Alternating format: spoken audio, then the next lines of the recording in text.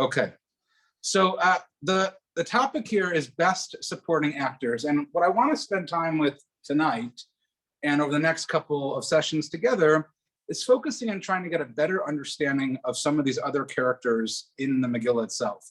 We're very familiar with characters like Esther and Mordechai and Haman and Achashverosh, and they play a predominant and important role.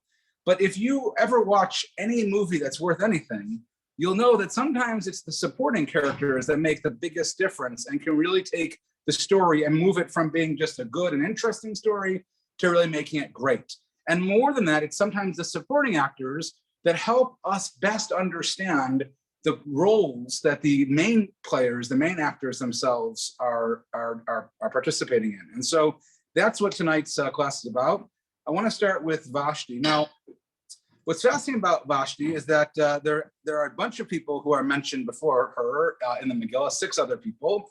And if you look on our source sheet, the entirety of Vashti's story can be summarized really just in these psukim, just in these verses from the first and second parak of the Megillah. And it's all here on the first page. So just on a high level, I think some of us already know the story of the Megillah. We're going to read through these psukim together, but on a high level, let's just throw out what are some problems or questions that we might need to solve about Vashti and the story that she has with Achashverosh. This would be the time to unmute yourself and participate.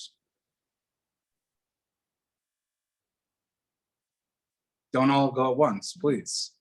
Okay, maybe we'll just have to read through it painstakingly, the whole Megillah maybe. Let's look at the Megillah. Vayhi b'Achashverosh. Hu Achashverosh hamalech nodu v'akush sheva v'esrim u'miyah medina. 127 provinces. Did a man by the name of Achashverosh rule. And then by Yamim Ahim, kishev Ramelch Achashverosh al kiseh malchuto asher b'shan habirah.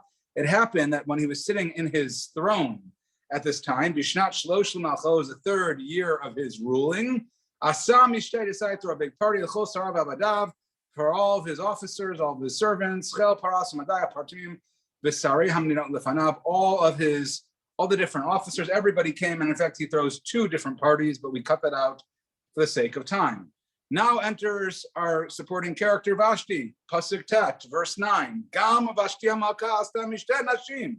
It wasn't enough that Achashverosh makes a big party, she also is going to make a party as well. And I want you, as we're reading through these verses and these psukim, even if you're familiar with the story very well, I challenge you to actually to look really carefully at what the text says. It's so easy when it comes to the Megillah for us to remember stories that maybe we heard in day school or Hebrew school or from shul or from books, but oftentimes those stories will not match what's written right here in the actual text itself. And so as we read through it, see if anything jumps out to you as maybe something different than what you'd expect, or things that don't maybe make a lot of sense. So she also throws a big party, Beit HaMalchut Achashverosh, in the Beit HaMalchut that was for Achashverosh. Bayom HaShvi'i, on the 7th day, Ketov Lev HaMelch B'yayin, let's just say he had a little bit much to drink after 7 days of partying. Amar LeMehuman, he turns to Mehuman, Vista Chavona B'Tav Av Geta Zeta V'Chakas, Shivat HaSarisim HaMeshartim Mepnei HaMelech Achashverosh. He turns to 7 of his supporters. Now, what's interesting is that many suggest here that who is this Mehuman in Pasuk Yud? Who might he be? Who does Mehuman sound like in verse 10? Haman. Yeah, correct. So the Gemara Megillah says that why is he Mehuman? Because he is like Memuchan, that he's ready for Puraniot. He's prepared to do bad things. And so some suggest that who is this character that he should be introduced first? So this is really Haman before he's kind of raised to power. And so we already start to see that he's starting to do some things. However, when we read the psukim, it doesn't seem that way as well. Who else, by the way, makes the guest appearance in this list? Like we're going to talk about in 2 weeks. Who else makes the guest appearance? Our friend Charvona.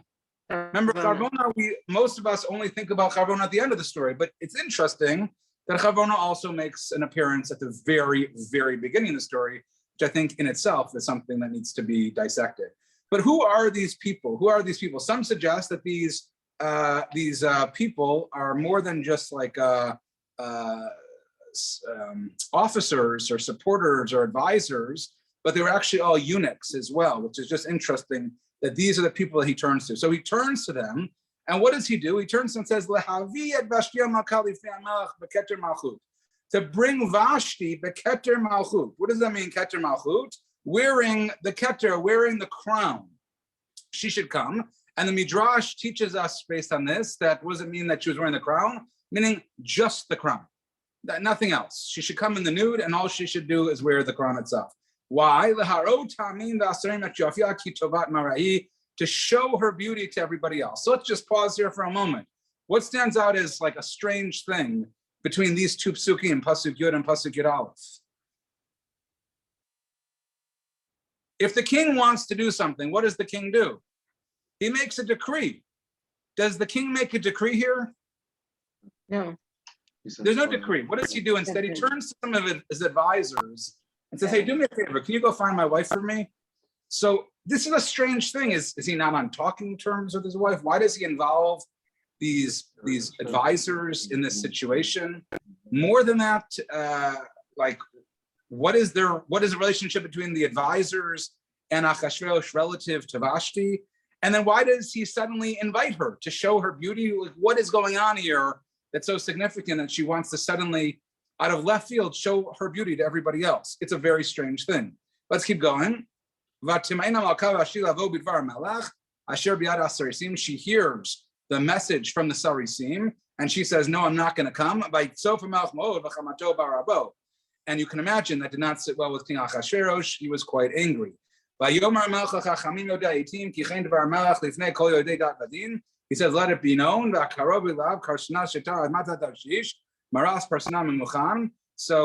Shivat Sarei Parasim Adai, these are his the Mumuchan. This is again perhaps a reference to Haman over here. So these are the people, right? These are all people close to him. He asked them, "What should I do with my queen Vashti? What do I do with her?"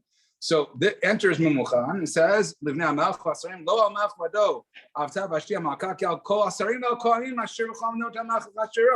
what does Mumuchan say suddenly? He says, listen, she's committed such a serious offense. Look in verse 16, such a serious offense against your majesty, but also against all the officials, against all the people. How could this be such a serious offense that she just didn't want to come and embarrass herself? What's going to happen? Women are going to get into their head. They're going to think that it's an appropriate thing to do to embarrass their husbands and to refuse them. So this is a reason that we need to take action.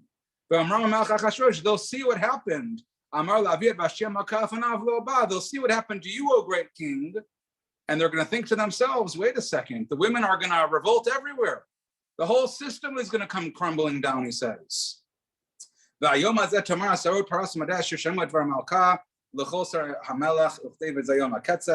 will find out.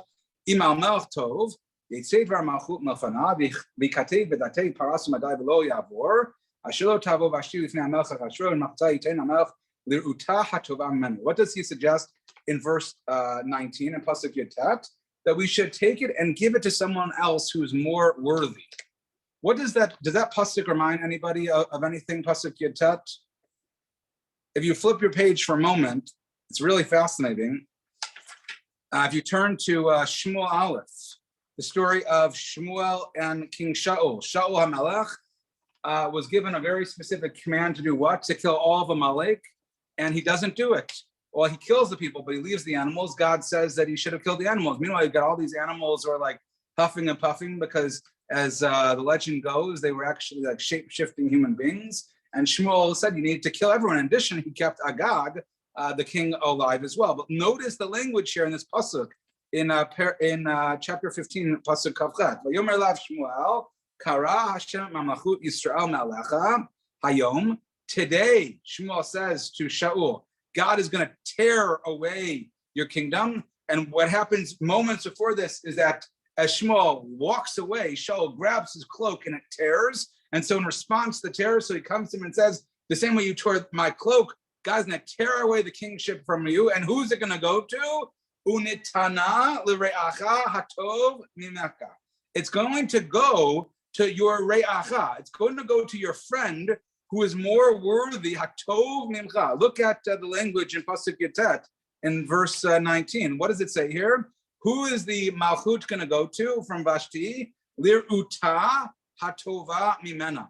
I just think that's like an interesting parallel that's happening here between the story of Shmuel, and it's again, what part of the story of Shmuel and Shaul? It's the moment when he doesn't kill Amalek.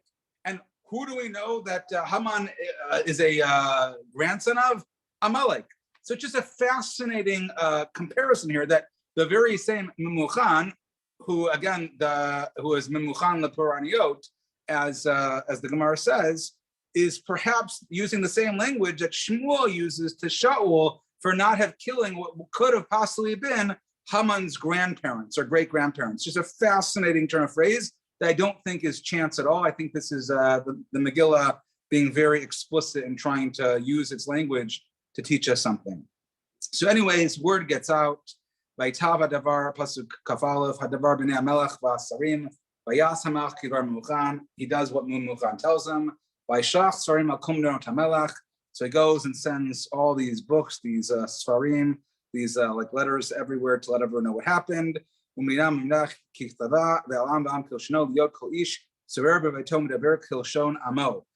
importantly, that everyone should know what's going on and that they should wield authority in their home and speak the language of their people. And then comes chapter 2, after all this takes place,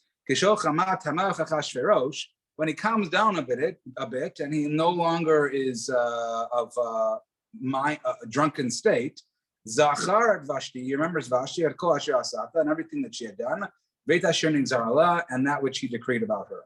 So pause. What happens to Vashti? Is she what happens to her?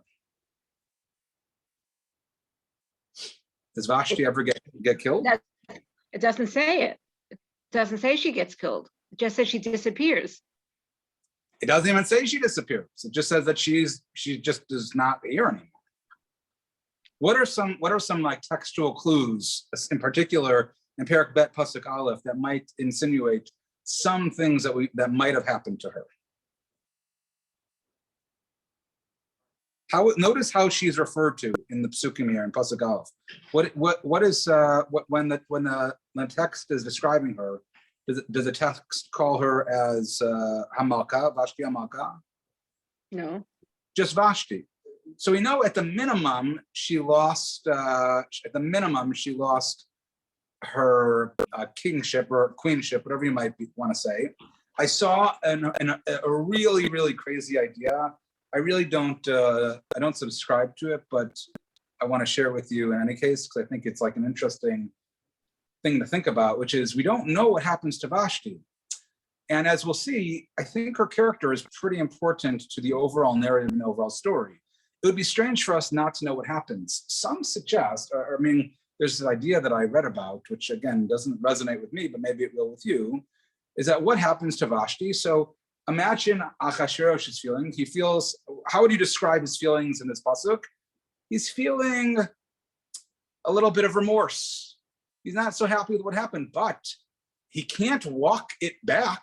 After all, what did Memuchan say? Look how all the women in the kingdom are going to act. Now, can you imagine if he walks it back? Even bigger problem. Women are going to think that they could like do things like vote or I don't know what. That was a joke, obviously. Okay. Vote. It was okay. Bad joke. So it's late over here, you know.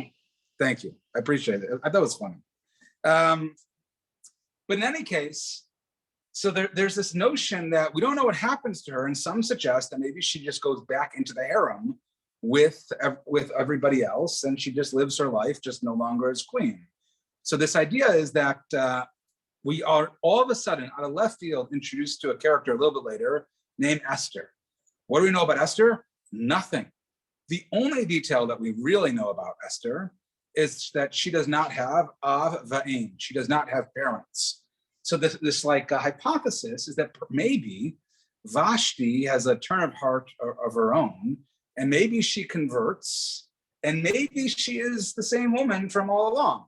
Now, what is her relationship with Mordechai? I don't know. I think there's more holes in this hypothesis than not, but it's an interesting thought that when a person goes through a conversion process. So in a halachic sense, they are also in lo avaim. So they also, in a sense, don't have like halachic parentage. They're still like parents, but they don't have halachic parents.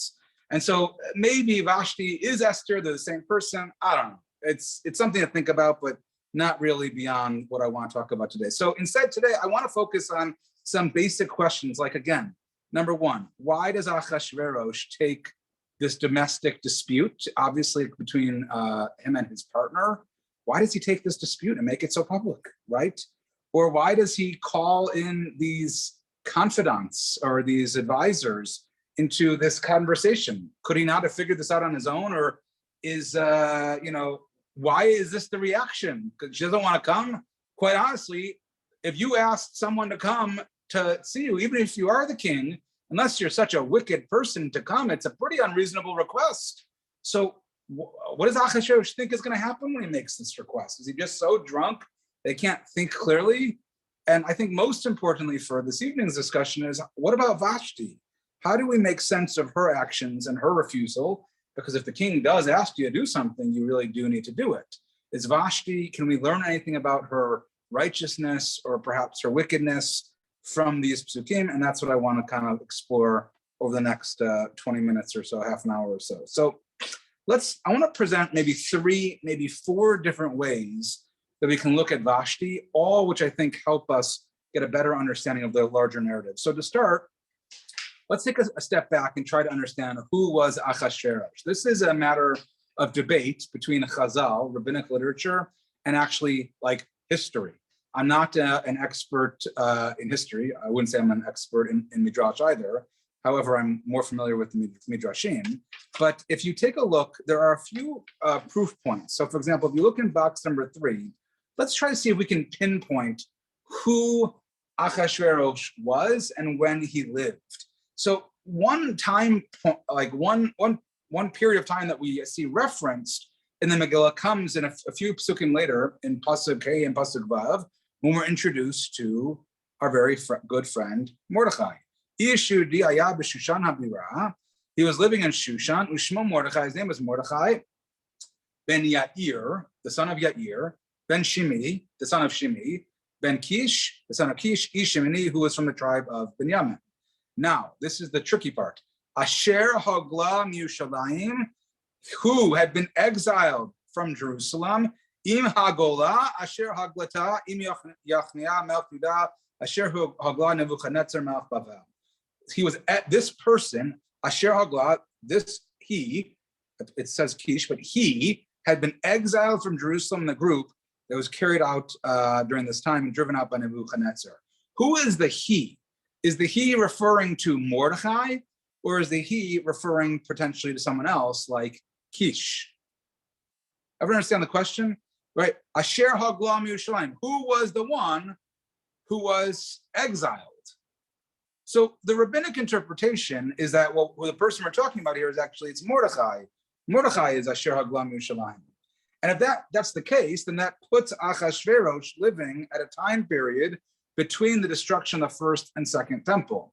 This is tricky because it's unclear about his son, or whether or not Darius is his son, or perhaps he may be even his father. So again, historically, it's hard to kind of square this circle, but at least from the rabbinic perspective, he was living in this time period between these two things that happened. And we see this throughout different sources. So if you look in source number 4, Rabbi Nechemiah Amar, when we say Bishnat Shalosh L'Malcho, when the Megillah tells us on the very beginning that it was the third year of his kingship that he makes in Pasuk Gimel, Bishnat Shalosh L'Malcho Asa Mishta, he made this big party. So what does this mean? So it was the third year, Lebitul Melecha Beit HaMikdash. It had been 3 years since the Beit HaMikdash had been destroyed. And Kevan Shegamar Lebitum Lecha Beit HaMikdash, since the Beit HaMikdash and all of the work that would happen in the Beit HaMikdash was stopped for 3 years, why did he make a party? Well, he made a party, the Medrash says, because the Beit HaMikdash was no longer able to be built. It had been 3 years. And there are other Midrashim, for example, that describe when they were partying in Yerushalayim, that what are they drinking from? They're drinking from the kelim themselves of the Beis Hamikdash. They're literally drinking from the vessels of the Beis Hamikdash. They're mocking the Jewish people. And some even go as far to suggest the Jewish people are there as well. The Jewish people are invited, the Amalekites are invited, everybody's invited to these parties, right? And the Jewish people are sitting there and they're rubbing shoulders and rubbing arms with the very people who destroyed their Beis Hamikdash and are celebrating the fact that the Beit HaMikdash is not, in fact, being rebuilt. So this is an example of how the Midrash is putting Achashverosh into this time period between the first and second destruction of the temple. And we see this in other places as well. For example, when Esther comes and Achashverosh offers her Chatzia Malchut, half of the kingdom, if you see in box number 5 in the Gemara Megillah,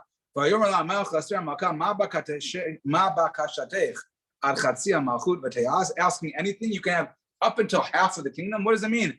Half of the kingdom? Why is that like it's a weird thing to say? So the Gemara says, I'll give you half the kingdom, but not all of the kingdom. And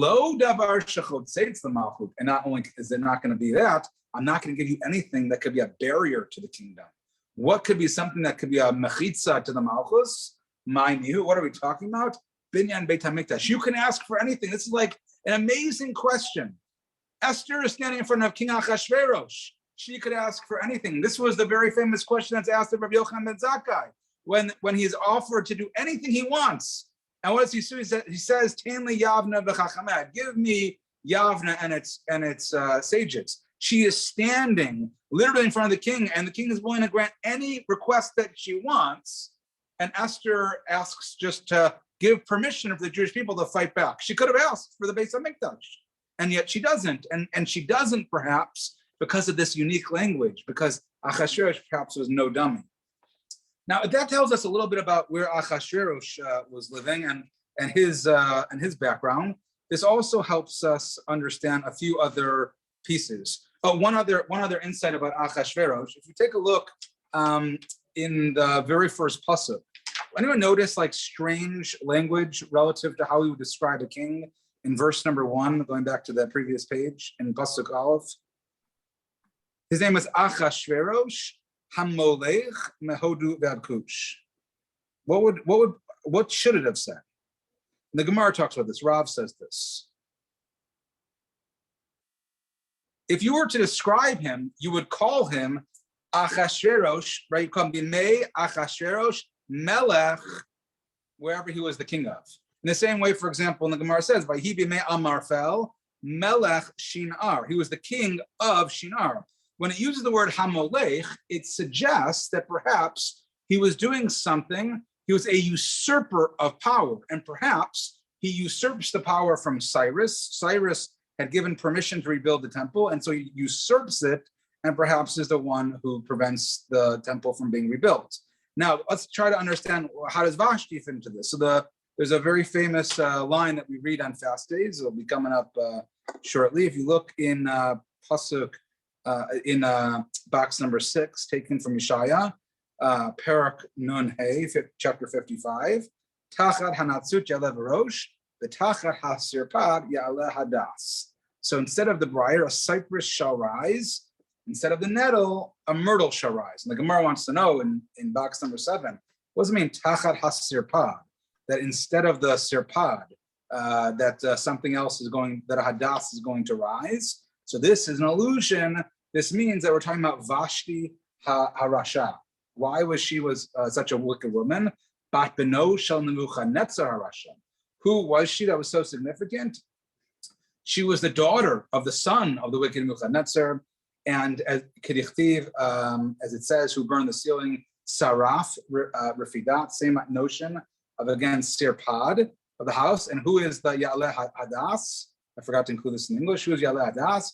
Zo Esther Hatzadeket Shenikra Hadassa. Esther is called Hadassah, and Hadas is going to take the place of the Sirpad. And the Sirpad is a play on words that refers to that perhaps Vashti was in fact the granddaughter of Nebuchadnezzar, who was pretty wicked, as we said before, who created this great exile of the Jewish people.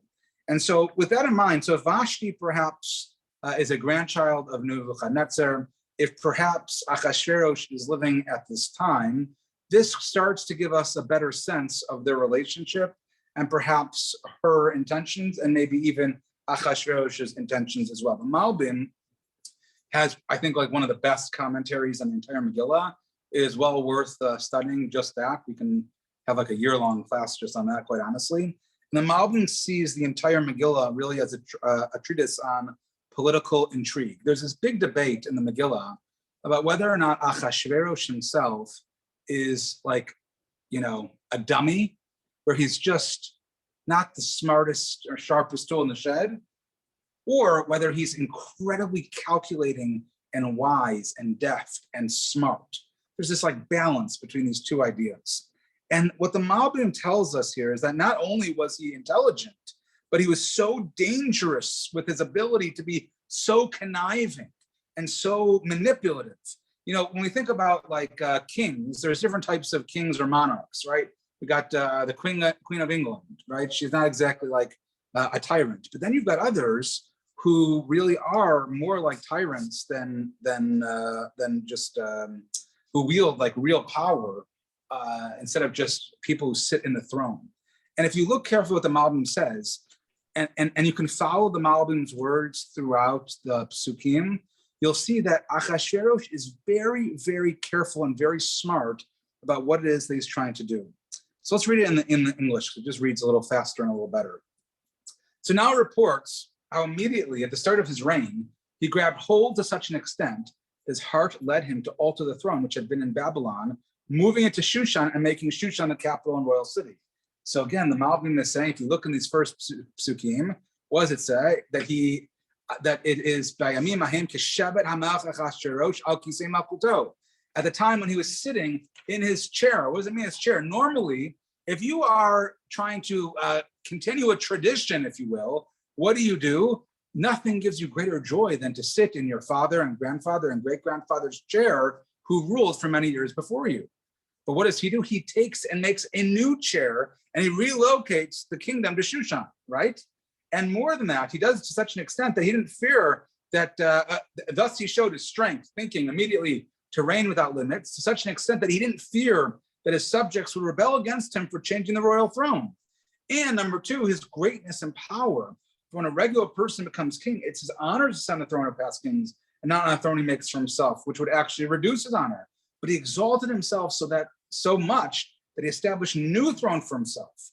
And it adds that he did not demonstrate this power after holding the throne for a long time, but immediately in those specific days.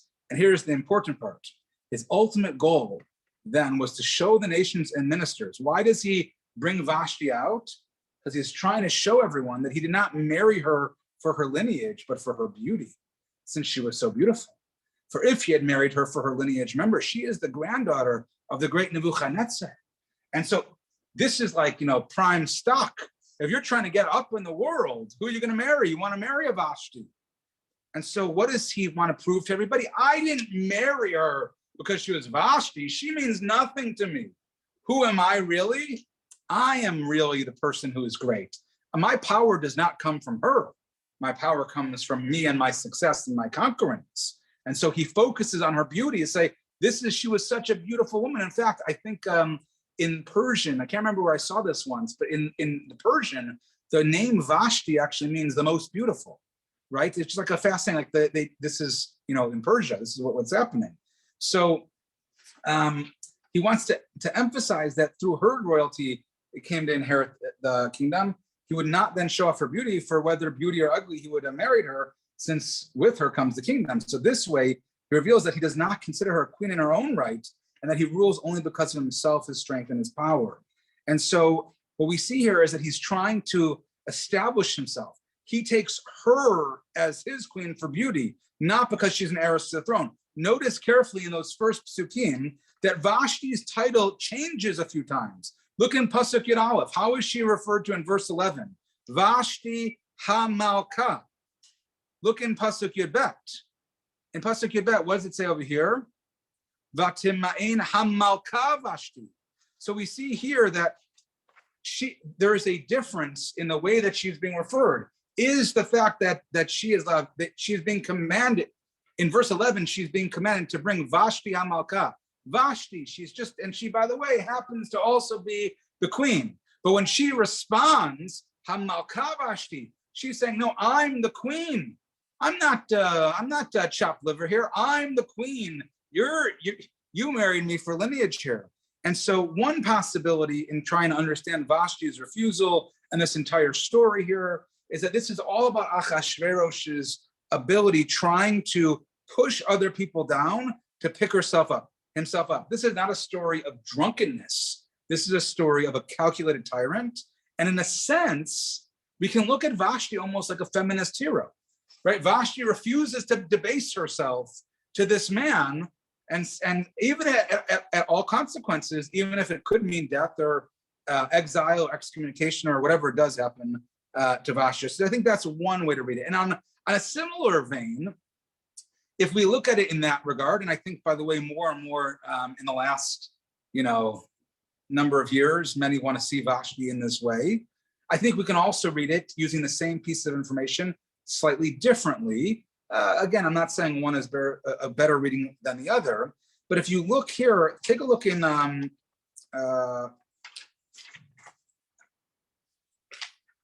box number 9. I lost my place. Box number 9, the Megillah, Daf Yud Bet Amud Bet. So he was very enraged, right? So what does this mean here? Why did her refusal so incite him? Like, what was it about her saying no that made him so angry? So Rava teaches us here, Amarava shalcha le bar ahur rei da Abba. Abba lakaba alfa chamer shakti v'lo Rava. My father drank equivalent of 1,000. This is a reference to a pasuk in Daniel. My father you've been drinking for a few days? You're a stable boy. You're nothing, Vashti says. In other words, Vashti perhaps lorded herself over her husband because she was Nebuchadnezzar's daughter. And so their relationship is really very complex. If you look in even the Medrash Panim Acherim in box number 10, Kivan Shabau Asarisim Etzla, once these Sarisim came to her, Amrullah Kach Amar Melch, they said, this is the king said to do. Amra Lahem, she says to them, Amru lo shoteti peishim bi'anachai yitzei b'livcha. Are you insane? Are you a fool? Do you think this is going to happen? Do you know who I am? Ani Vashti Amalka. I'm Vashti. Bito shel Belshazzar b'not shel Nebuchadnezzar. I'm no slouch. I have royal lineage. Who was not only who was praised by kings and who's present, noble and melted. Right? You're going to tell me what to do? And so I think there's another possibility here, which is that it's almost like the reverse. In the first example, when we talk about Achashverosh and Vashti's lineage, as really helping us understand where they're coming from and their significance of their lives. One, Achashverosh perhaps is calculatingly, according to the Malbim, using his wife for political prowess. And the idea of bringing her naked in front of everybody else is as if to say, she's so beautiful that I only married her for her beauty. On the other hand, when we look at it from Vashti's perspective, Vashti perhaps is lording over her husband, and that is also not something that's going to be well received. In fact, like there's a well-known idea that if you want to save a relationship in any which way, there's like one character trait. There's one emotion that makes it almost unsalvageable when you have when you're trying to do like marriage counseling. I think John Gottman writes about this in his famous books, which is disdain. When you have disdain for your spouse, it's very hard to overcome that and to salvage the relationship. In a sense, Vashti perhaps had a lot of disdain for Achashverosh riding on her coattails, not giving her enough respect, or whatever it might be. And in fact, if you look through these psukim, I think you see a lot of these different things. There's a power imbalance. Why does Achashverosh send diplomats and advisors instead of coming to him herself? Because Vashti is the real queen, right? So he even can't come approach the great Vashti. So I think we see some of this here. Two other quick possibilities as we try to understand. I want to shift gears a little bit and focus on the notion that perhaps Achashverosh and Vashti really had a wonderful relationship. There was no disdain. There was no calculating moves trying to use each other for their own power or political gains. Rather, Vashti herself was extremely, extremely wicked. Take a look here in the Gemara Megillah. See, the problem that I've always had with the entire story of Vashti is that if Vashti was just a side character, why would God allow this to happen to her? Why would God allow her to be danced around in this way? Why would God allow any of these types of things to happen to her in this way? To be embarrassed in front of the entire kingdom in this way, and then to be thrown out?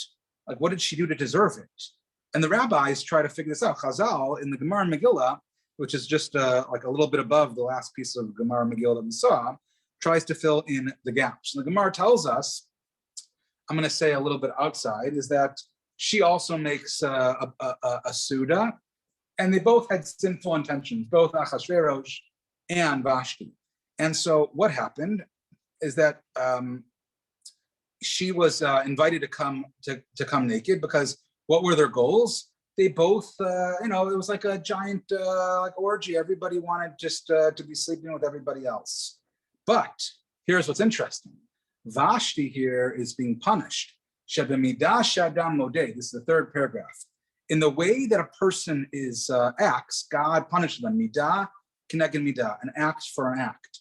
So Melamed Shaita Vashti Arsha Neviah Benot Yisrael Mashtitatan Arumot Voseh Bahen Malacha B'Shabbat. What is it that Vashti used to do that made it midah keneged midah, an eye for an eye? She used to take Jewish women who were working for her and prance them around naked, and she would do it on Shabbat. What might be like a hint that it happened on Shabbat? Well, when did this happen? This whole thing in Pasuk Yud, Bayom HaShavi'i. Why do we care that this entire action happened on the seventh day in verse 10?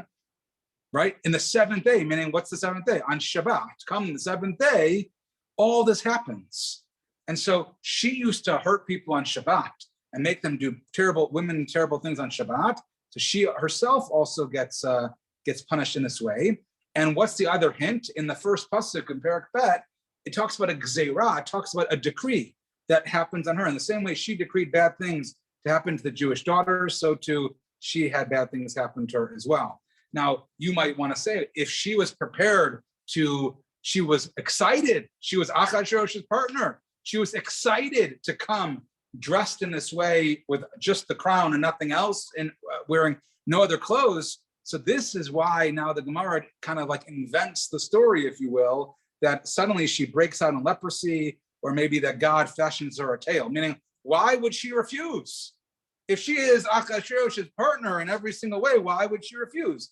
Well, she refuses because God does something to embarrass her, because as her punishment, midah keneged midah. And so therefore she now says no, which only brings upon the wrath of Achashverosh, because he feels like his partner has left him, in fact, hanging. And in fact, we can see this in other places as well. In box number 12, Esther Rabbah tells us that who was the real master behind the entire story? Not like the Malbim says, but it was actually Vashti herself. She was the true villainess of the entire story. V'lama alta lakach. Why did this happen to her? Because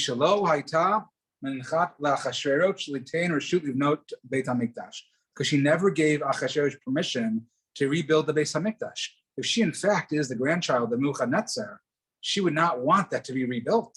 So she was the impetus, she was the problem, she was the roadblock, if you will, that prevented Achashverosh and ultimately the Jewish people from having the temple be rebuilt. And in that sense, Vashti is truly a villain of the story. And in order for the story to move forward, we have to remove the villain, right? Before we can start to move forward and turn Achashverosh's heart. Achashverosh and Vashti are both villains. They're both people who didn't want the Beis Hamikdash to be rebuilt. So Vashti plays a crucial role up here on the very front end. The last thought that I want to share with you before we just conclude here is just maybe like a third or fourth way that we would look at this, which is that Vashti, I think perhaps is maybe just tragically misunderstood, and in a sense is just the victim of Achashverosh. Why does she refuse to go to the party? She refuses because she's trying to protect maybe her own modesty, or instead of her own modesty, maybe her own husband. You can see in box 13 and box 14, you can see both of these ideas here, that she was really looking out for his own well-being, realizing that her husband had maybe one too many drinks, and she's not the wicked person that we might think she is. She's actually a cunning and smart woman who does nothing more than wants to help her husband, which might help us better understand Achashverosh's reaction in the beginning of Perek Bet in chapter 2, when he realizes that his right-hand woman, who was actually, all she was doing was trying to look out for her own modesty. And this is what the Ralbag says, and you can see this similar in the Esther Rabbah in box 14. And I think there's this in box 15, we're not going to have time to read through it, but you can look here in box 15 to just see again, that she wanted nothing more than to help everybody. I do want to point out that, in a sense, Achashverosh, not only does he lose his wife, but he also really loses his entire life as well. There's this notion of not just keeping our private affairs private, but keeping family relationships private instead of keeping them public. And so what I think might be happening here is that by taking this marital spat and turning it into a matter of state, and by involving his advisors, ultimately Achashverosh throughout the story, after this point, he seems like a very weak man, right? He can't sleep. He needs support and help. People are trying to overthrow him. Bigtan and Teresh try to kill him. He doesn't know. He made promises to Haman. He's easily manipulated by Haman. He doesn't seem like the strong character that we see here in chapter 1, where in Perek Aleph, he's throwing big parties. He is the great Achashverosh who moves his kingdom to Shushan. And so in a sense, not only does he lose his life, but he also loses, not only does he lose his wife, but he also loses his life because he becomes just a big joke and nobody really takes him seriously. And so what I think emerges from here are 3 or 4 different ways for us to look at Vashti. One is that Vashti is a tool to Achashverosh's ambition, and her life is really just a prop for his own political gain. That's one possibility. The second is that maybe Vashti was a little bit stubborn and asserted her own status over her husband, and that ultimately leads to her downfall because she would lord it over her husband literally. The third idea we saw was that Vashti was in fact perhaps a truly wicked woman and was deserving of their fate because she supported Achashverosh's attempts not to rebuild the Beis HaMikdash. And the last thing we just mentioned quickly was that Vashti maybe was a tragic figure trying to save the grace of her husband from his own mistakes and his own drunken stupor. And so I want to conclude just with this last source here in box 16. I don't think that I agree with this assessment by Dr. Tamar Kadari. It's a really interesting article about the role that Midrash and Agada play in the Megillah, and in particular, how it plays a role in describing Vashti's life. Because you'll notice that there's, like we said at the very beginning, there's like a lot of blanks that we need to fill in. And the Midrash, like rabbinic literature, tries to fill it in. The Gemara tries to fill it in. But she points out that there's actually a difference in approach between that which was written in Bavel and that which was written in the land of Israel. If you can imagine, if you're living in Babylonia and you were writing at this time, or you're writing about this story or these stories, so it would make sense for you not to exactly see people like Nebuchadnezzar or maybe his grandchildren as being people that we want to support. You would have a pretty negative view of Vashti. On the other hand, in the Midrash, which is written in Eretz Yisrael, there's a more positive view. I just don't see that as necessarily making a lot of sense. So I'll read it to you here. This collection of Midrashim presents Vashti in a very negative light. The adverse attitude of the rabbis in Babylonia to Vashti might possibly have resulted from the fact that Vashti was Babylonian. And for the rabbis, she presented the local Babylonian women who were promiscuous and Jew haters, and emphasizing their negative traits probably aided in erecting barriers between Jews living in Babylonia and the local Gentile women. Again, I don't think that this is necessarily 100% accurate. I'm not convinced, because I think we do find Midrashim that portray Vashti as being quite immoral, not just all positive. I shared a few of those with you as well.